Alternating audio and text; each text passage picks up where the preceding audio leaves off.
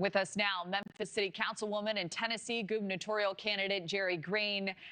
Wonderful to have you this morning. Thank you for joining the program. You know, I know you've called this deployment unnecessary, wasteful, saying it doesn't get to the root cause of crime in your city. How do you believe the issue of crime is best tackled in your view? Well, I think we have to be not soft on crime, but smart on crime. And that means deploying resources in things that are already working, like the stats you showed earlier, whether it is mental health supports, affordable housing, good public schools. There's so many ways that we can pour back into our communities and into our families to make sure that people are choosing a right path and not the wrong one. You know, some on the other side have highlighted some of the victims of crime, namely juveniles who have been shot and killed in recent days. What is your message to residents who are for this move, welcoming any help in this area and saying, why not embrace it with open arms? Well, I think everybody understands that what we need truly in the city, especially for our juveniles, is opportunities, not occupation. Sending in troops is a headline, a stunt, but it is not a long-term solution. We on the Memphis City Council have been working on long-term solutions, and we welcome investments from the federal government, from the state government.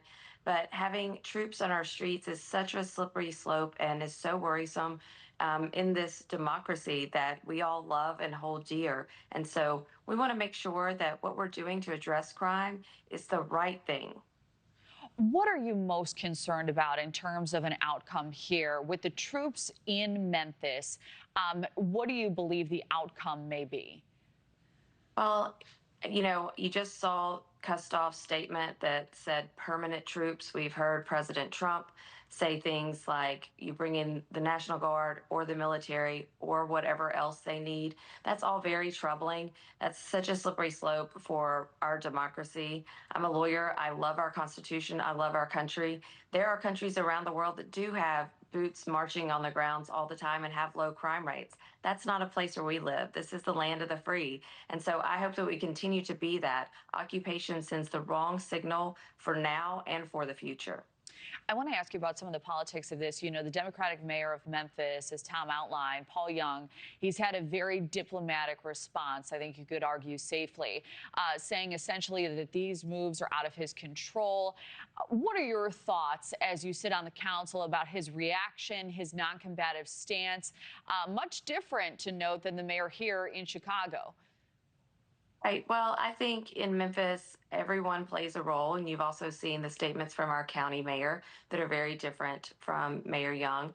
And we all have different places and spaces to be in this moment. He is working very hard to help make sure if this happens, which again, we could still hopefully avoid it, that the troops are being put in places that are useful to the people of Memphis. So I understand and recognize what he's doing, but I also think it's important for people like myself, Mayor Harris, and others to hold the line and say, this is wrong for the people of Memphis. It is not going to help people who are victims of crime. I know this. I did a ride along just a week ago with a police officer. I asked him point blank, do you need National Guard troops here? He said no. So I welcome the governor. I welcome Senator Blackburn. I welcome Donald Trump to come get in a police car with our local law enforcement and ask them what they need. And they're not going to say National Guard troops. Well, we'll have a voice on the other side of this issue a little later in the program. But Memphis City Councilwoman for District 2, Tennessee gubernatorial candidate Jerri Green, we appreciate you stating your case. Thank you. Thank you for watching. Subscribe below and download our NewsNation app right now on your phone, and you will get fact-based, unbiased news for all Americans.